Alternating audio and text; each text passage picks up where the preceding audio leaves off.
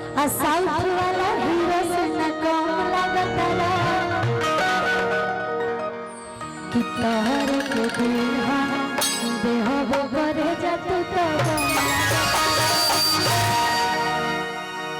एक बार जोरदार ताली बजा के आप लोग आशीर्वाद दे दी और एक बार हाला करके बताएं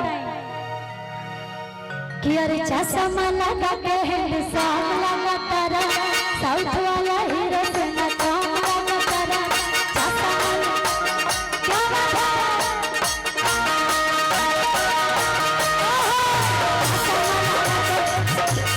चश्मा लगा के हैंडसम लगा तारा साउथ वाला हीरो से न कम लगा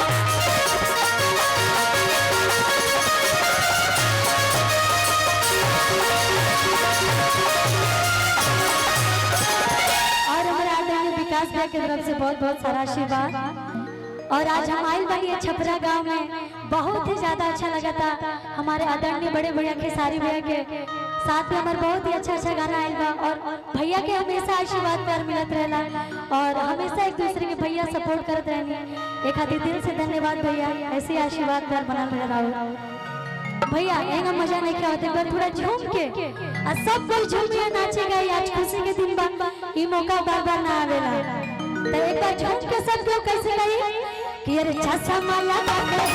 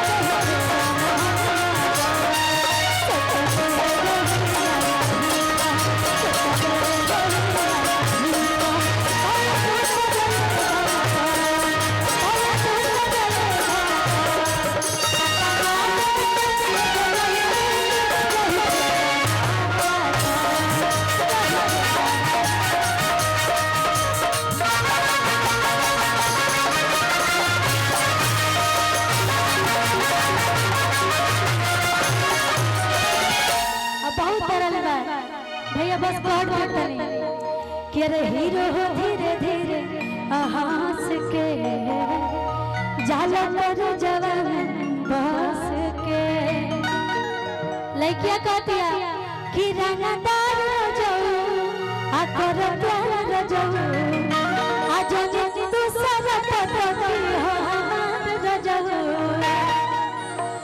तायर सेट को के दाढ़ी चमच लगा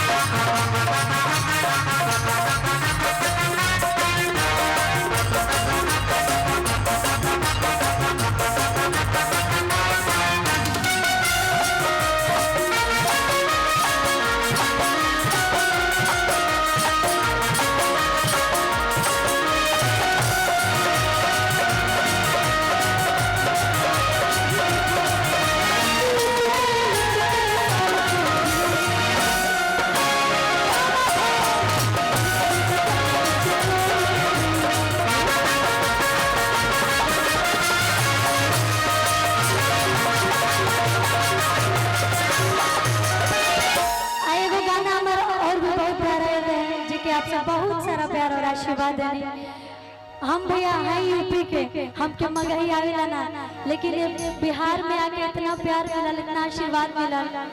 देखिए हमारे चाचा जी के आशीर्वाद, बहुत बहुत धन्यवाद, प्रणाम करते हैं चाचा जी। और बिहार में आके हमके बहुत प्यार मिलल, कबो कल्पना भी ना कर रही कि कबो सोच के भी ना आए रही घर से, और आज यूपी से बिहार तक के सफर इतना अच्छा रहा। आप सब बहुत प्यारा आशीर्वाद देनी।